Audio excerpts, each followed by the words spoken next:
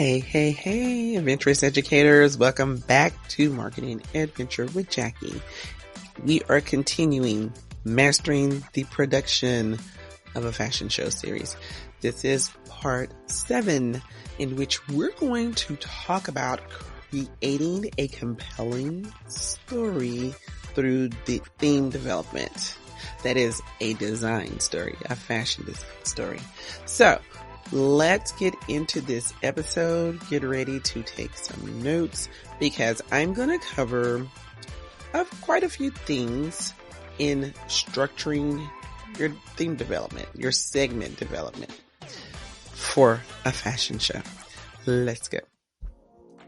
You're listening to Marketing Adventure, the hub for business, fashion, marketing, and other CTE educators who integrate marketing into the learning experience. I'm your host, Jackie Walker. Each week, I'll cover marketing education concepts, strategies, tips, trends, frameworks, and other information to equip you to connect your classroom to digital natives while cultivating an engaged learning environment.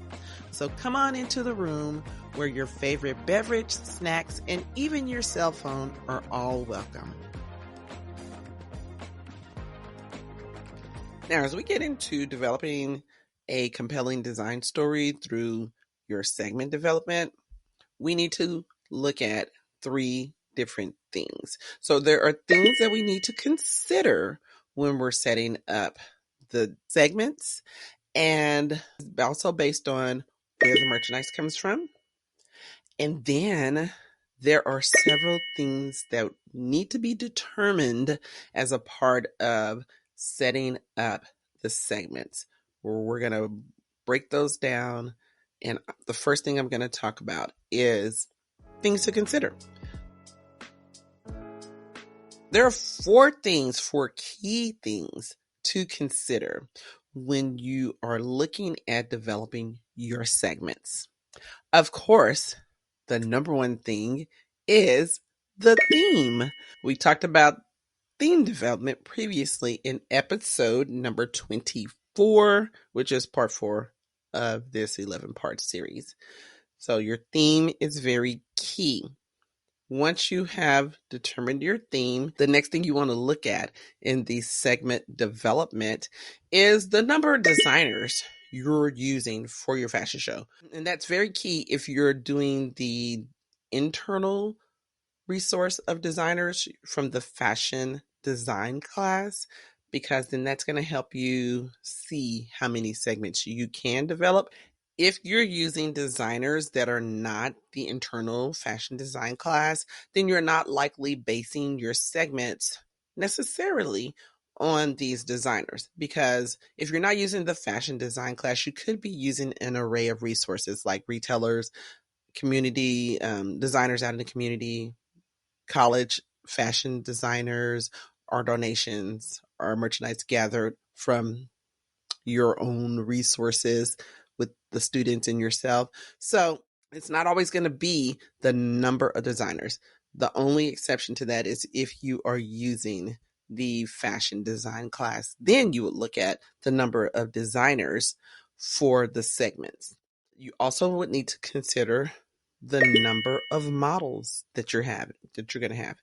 Those number of models should have already been determined from your model call based upon what the concept of the fashion show is and what you all decided that you were going to do as far as the fashion show is concerned, as far as the theme and everything. So based on that, you would have determined, oh, we need X number of models. So definitely when you're setting up your theme development, the number of models are key, because you have to know how many models you're going to have in each segment, and then the rotation of those models, allowing them enough time to change into their next outfit, etc., etc. And then that leads me to the number of outfits. So the number of outfits also help to determine how many segments you're going to have. If you have 60 outfits, you may do 4 segments of 15 outfits. If there's not set designers. Otherwise, you're going to be looking again, as I said, at basing your themes or your segment developments on the number of designers. So again, things to consider when selecting your segments are the number of designers, the number of models, the number of outfits, and of course, the theme. I can tell you that nearly all of my fashion shows had 4 segments. We were able, regardless of the number of designers we had, whether we were getting the clothes from retail, donations, or what have you, we were generally able to develop 4 segments. We would run 2 segments, an intermission, and then 2 more segments. There was only 2 fashion shows that I can think of off the top of my head where we had more than 4 segments. One of them was our fantasy around the world, and I'm going to talk about that in my project that I'm going to drop at the in the fall. I'm going to talk about that in detail because that was one of the most detailed and involved fashion shows I had, and one of the best executed fashion shows that I've had. That one had, I don't even know how many segments, because the segments were based on the actual how do I say this? It was actually based on the Disney movie that it was connected to. So that is an exciting thing to talk about. So you're gonna have to get connected to me in the fall when I drop this project, this course about fashion show production. And then the other, we had, I think we had like 14 designers from the fashion design class, and their collections were so different that we couldn't narrow them down to just like 4 segments. So we ended up having, I think we had about 8 or 9 segments. I'm going to have to go back and look at that.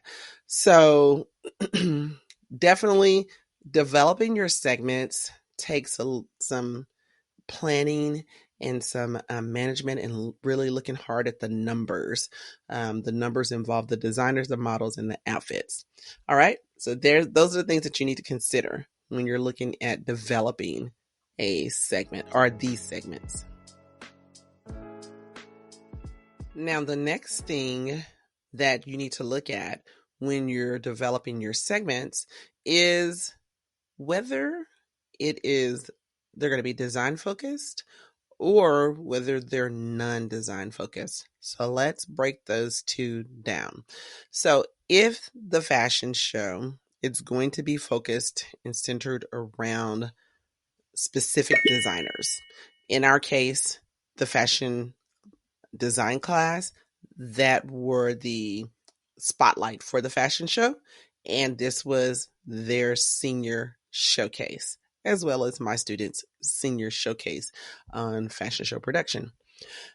So if it's designer focused, then there are 5 areas that we're going to look at. We're going to look at spotlighting each designer as their own segment. As I said before, we could do that normally, and I don't want to say as their own segment. It could be that each designer is their own segment, or it could be designers whose collections match up well, and we could put them as a segment.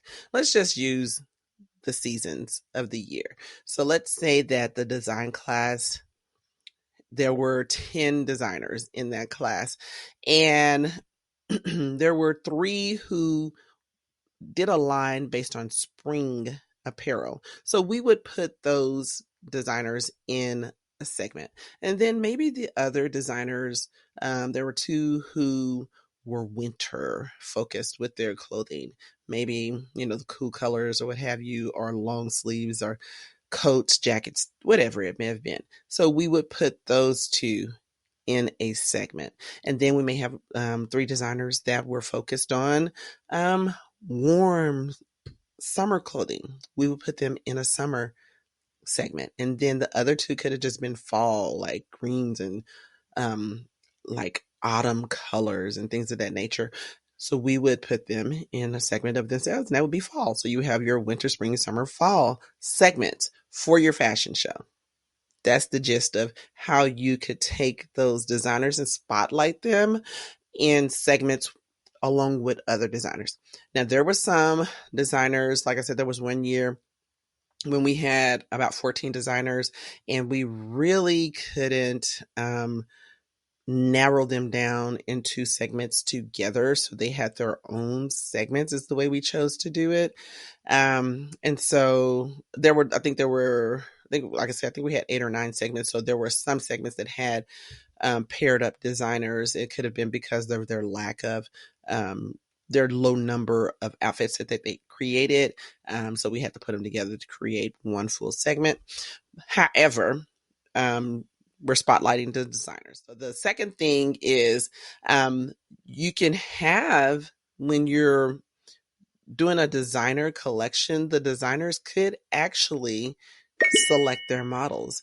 Not all of them, but we did give the opportunity for designers to specifically select the model for their spotlight item. Like in the line that the design students created, it was generally about 6 outfits. And we asked that there be one that was a showstopper. And so that showstopper outfit would be the one that the designers would tend to want to select a model for, because they sometimes design that outfit with that model in mind. So if it's designer focused, one, you're going to spotlight the designer. Two, you'll allow them to have a little bit of a selection in a couple of models or so for their collection. And we also let them do a primary and a secondary, just in case their number one model could not be fit into their segment. All right. And then the third thing is we would arrange the designers based on the model selection. So when you're talking about developing your segments, you have to look at the models that the designers have chosen, because sometimes that will dictate like how your segments flow, the order of your segments. Because if there's a designer who wants Cicely as a model because she is the epitome of runway model. Her body is perfect for a number of outfits that the designers are creating. So you may have Cicely who will do the showstopper outfit in segment 1. And of course, you may have every designer who wants Cicely to do their showstopper outfit, but she cannot, because Cicely cannot go back and change clothes that many times, nor can she be in, so many segments. And so there may be a limitation. So let's say that there's 2 designers who were first in choosing Cicely and were the perfect outfit. And Cicely actually wanted to wear those designers' outfits. We could not put those segments next to one another because Cicely would not have enough time to go back and make a change and be ready for the next segment. So we would then say, okay, well, we have to move designer 3 into segment 3 in order for Cicely to be designer 1 and designer 2. I'm going to say designer 2. Be designer 2's model. Okay? If that makes sense. I hope that makes sense to you. So the segment development is also determined by model selection from the designers. So the fourth thing is that all of the rest of the models will be assigned their clothing based upon the designer lineup. So we have to look at how we've placed the designers into the flow of the fashion show. We generally, a rule of thumb for me was to have one segment in between each um, fashion models rotation. And now it could be possible for a model to be in a segment, the segment right after the segment that they just modeled in, depending on how many items are being shown in that particular segment, and if that segment is right before an intermission, because then we can have opportunity to reset and all the models get into their next outfit. So that was one of the main things that we had to consider when we were setting up the models, based upon having the designers set into specific segments based on, us spotlighting them. Then we would have to make sure that we had enough time for the models to make a change before they went into that next segment. As I stated previously in episode 26, we only in my last, I believe, 3 years of teaching did we focus or spotlight the designers, where our show was built around our fashion design class. Those shows the names that the students came up with were interesting. So we have fashion nostalgia, we have fashion meets music, and stars of the night. And so I will have examples of those also in my course about the fashion show production, but those were examples of shows in which we had to spotlight the designers, and then we had to work with managing where the models were going to be in the rotation of the clothing, because the designers got to select a lot of the models that they wanted to wear the clothes.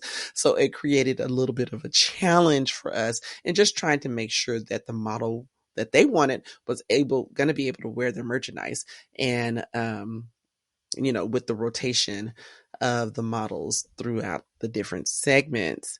And so that just left us to then assign the clothing to other models that were not specifically chosen by designers. We had to, just make careful selection as to where we were going to place the other models for the clothing that was left over after the designer selections. Hey, adventurous educator. I just want to take a quick break. I have a program that will be available in the fall of 2024. It will provide a scope of resources to help you create and implement a successful fashion show.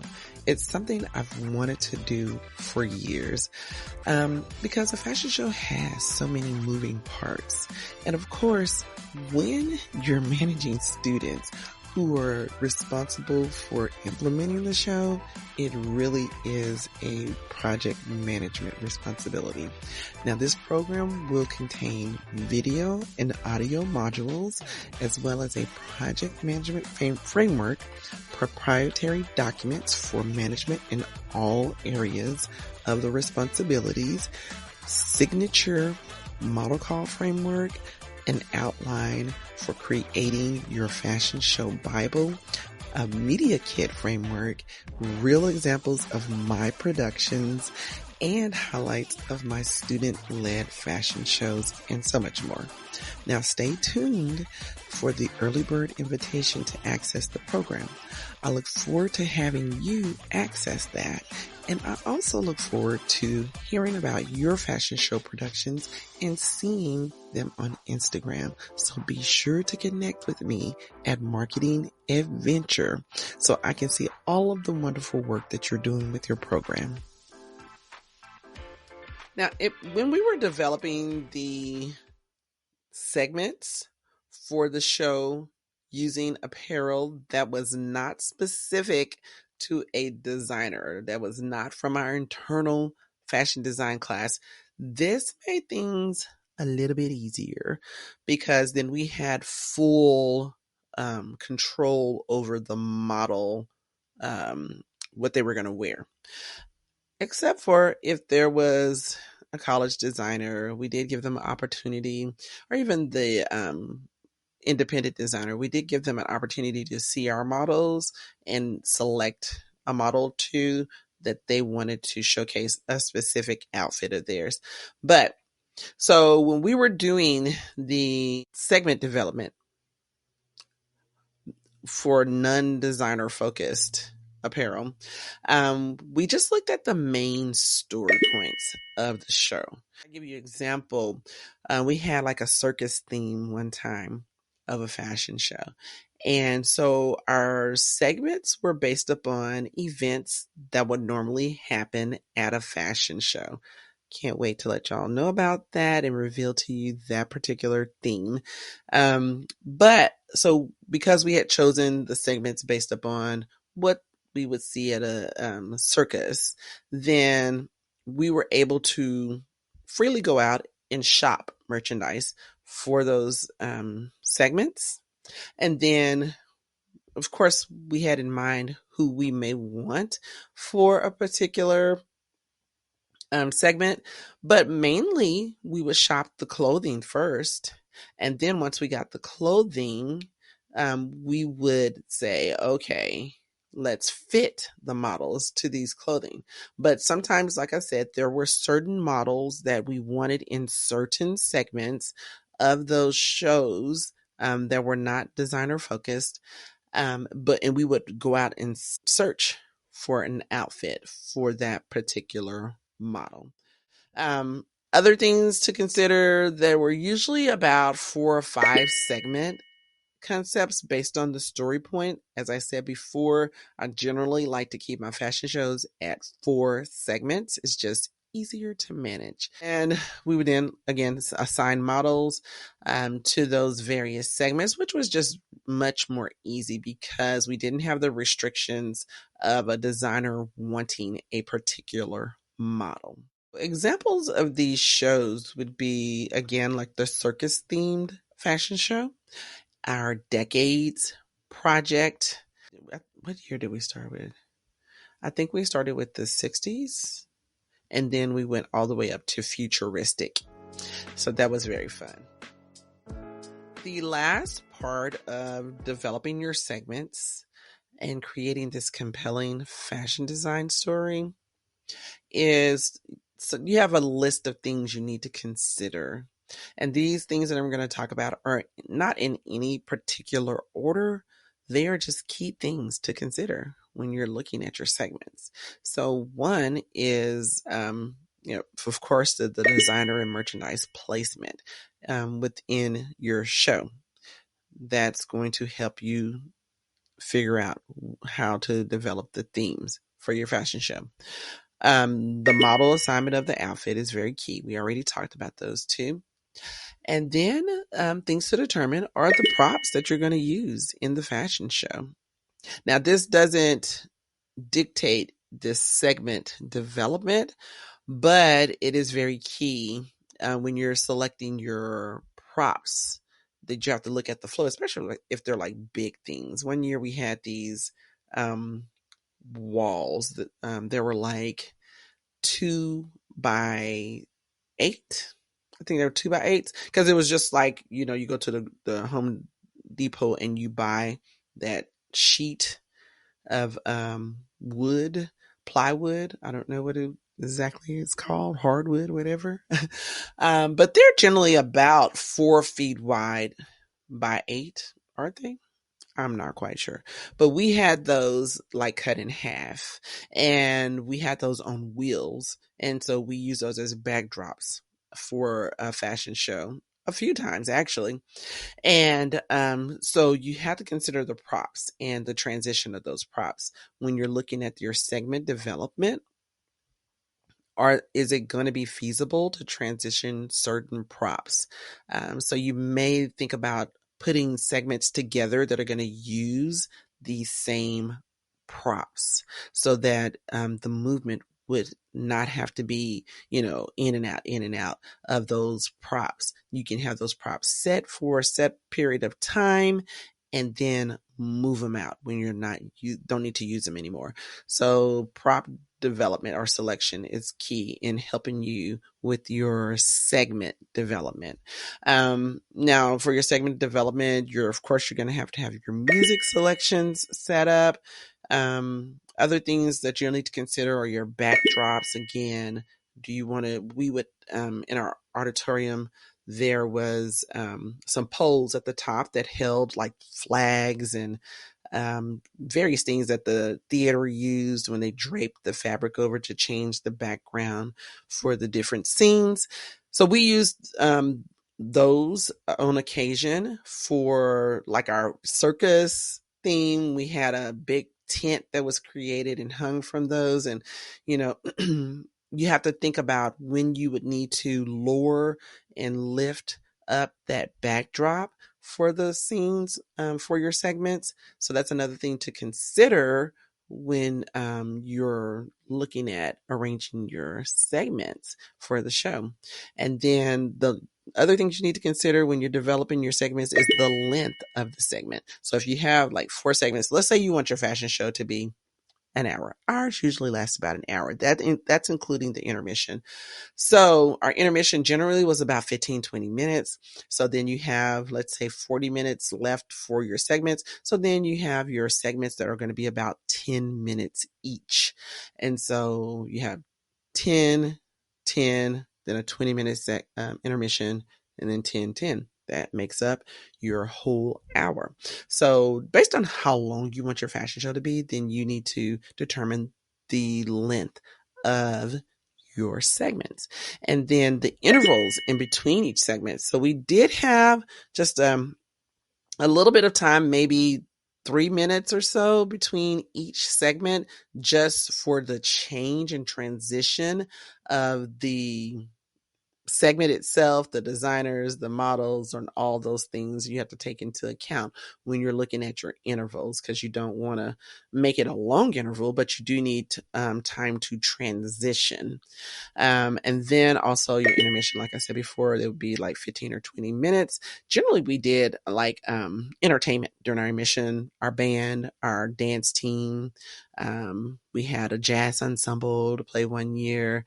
We invited a dancer from our performing in art school. And so it's just a lot of different things that we've had as intermission, something just to keep the audience entertained while the models reset. Okay. And then, of course, another thing that helps with your segment development, like I said before, is the order of the models based upon what items they're going to be wearing from the designers, especially if they were wearing items from a specific designer or a designer requested them. So those are things to consider. Again, when you're crafting this fashion show and you're trying to tell the story. The fashion show is always telling a story. You're trying to tell the story of the designers or of the clothing or of the theme that you've selected. So your segments are going to have to go in an order that builds up the story. Okay. And again, you have your things to consider: your theme, number of designers, number of models, number of outfits. The next thing you're going to be considering is whether it's designer focused or non-designer focused. And they both generally have the same thing that need to be considered, except for when it's designer focused, you're spotlighting a designer. So they're probably going to be in a segment by themselves or paired with like collections. And then you just have to make that determination of how many segments that's going to be. And then your models are going to have to be assigned based on the designers or on the clothing that you've selected for those non-designer focused shows. And then the final thing is, determining a lot of things. A lot of things are going to help you determine your segment flow. So I won't go back through all of those different things, but it's a whole list of things. And there's probably some other things that I have not listed, but these are all like the major key things helping you to determine your segment flow, development, and all of that to tell your compelling fashion design story. Thanks for listening to Marketing Adventure. Remember to subscribe, rate, review, and share this episode with someone you think would benefit from the information shared here today. If you have any questions or want to connect with me, find me on Instagram at Marketing Adventure. All links and resources discussed in this episode can be found in the show notes at marketingadventure.com.